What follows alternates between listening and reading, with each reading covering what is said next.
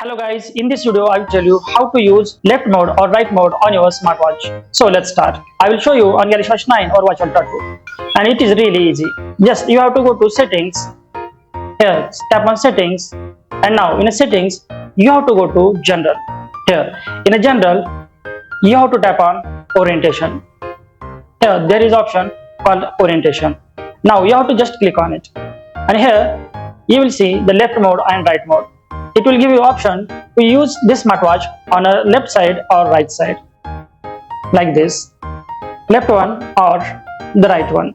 When you choose right one, then you can wear your smartwatch on the right hand, and also below side you can change your button position. Now the button position is on right side because I am wearing this smartwatch on my left hand. So to wear it on right hand, you have to choose left option, and now you can see it has changed its position.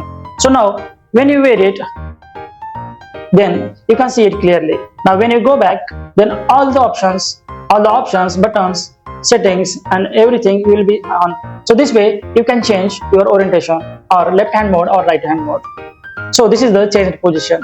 And now if you want to use this smartwatch again on my left hand, then I have to choose my previous settings, like on the wrist left, and in a button position I have to choose right.